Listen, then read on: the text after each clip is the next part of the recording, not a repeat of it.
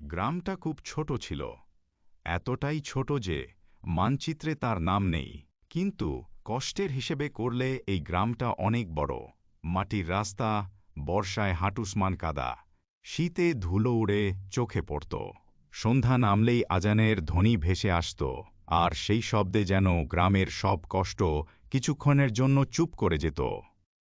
এই গ্রামেই থাকত রশিদ মিয়া। মানুষটা ছিল নীরব, খুব নীরব, এমন নীরব যে কেউ কখনো জানতে পারেনি তার বুকের ভেতর কি ঝড় বয়ে যায়। তার ঘরটা ছিল মাটির, চালটা টিনের উঠোনে একটা বুড়ো আম গাছ। এই ছিল তার দুনিয়া। আর সেই দুনিয়ার একমাত্র আলো ছিল তার ছেলে আরিফ।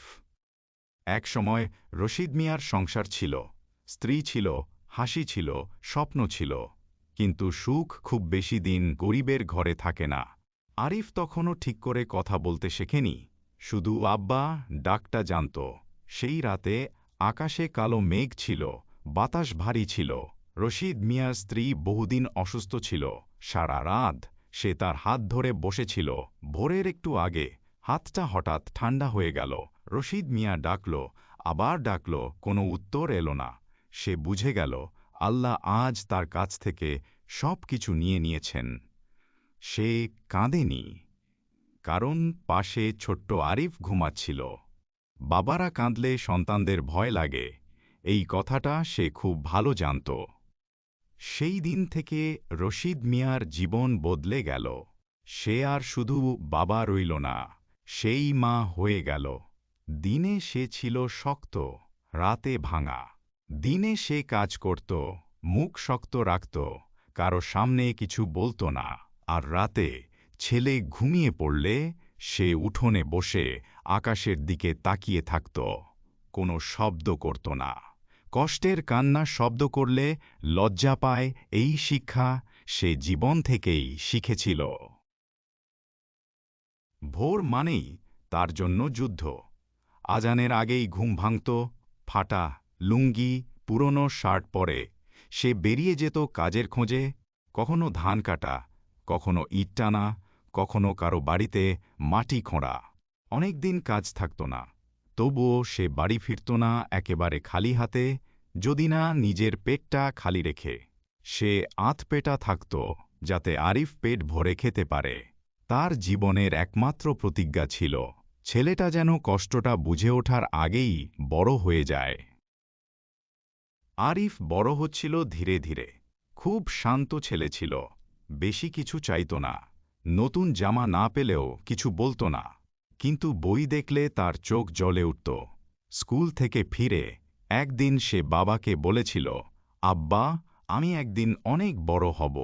রশিদ মিয়া জিজ্ঞেস করেছিল, কি হবি? আরিফ বলেছিল, এমন কিছু হব যাতে তুমি আর কষ্ট না করো।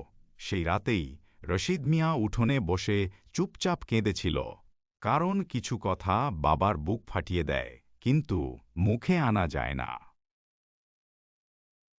রাতে কুপি বাতির নিচে আরিফ পড়ত, বই বুকে চেপে ধরে শব্দ করে পড়ত।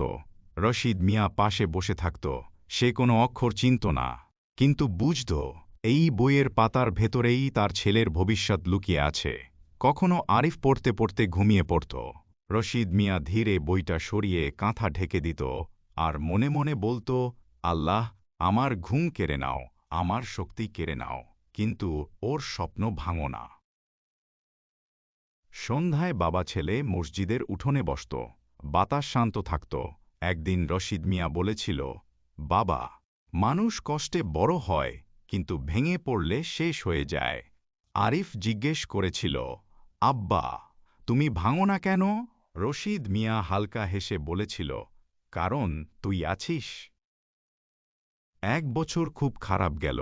বৃষ্টি ঠিকমতো হলো না, ফসল নষ্ট হল, গ্রামে কাজ কমে গেল।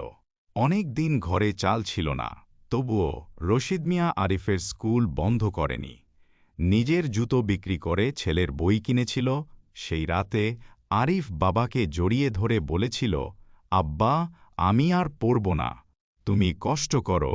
রশিদ মিয়া শক্ত করে ছেলেটাকে বুকে চেপে বলেছিল, না বাবা, আমার কষ্টই তোর সিঁড়ি।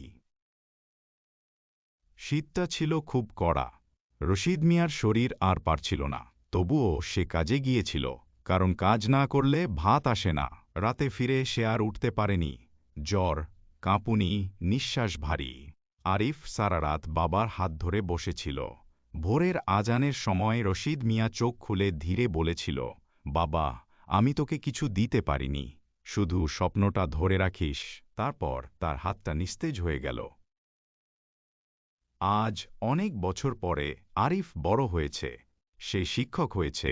প্রতিদিন স্কুলে যাওয়ার পথে সূর্যের আলোয় নিজের ছায়ার দিকে তাকায় আর মনে মনে বলে, আব্বা, তুমি তো এখনো আছো, আমার হাঁটার ভেতর, আমার সাহসের ভেতর, আমার কষ্ট সহ্য করার ক্ষমতার ভেতর।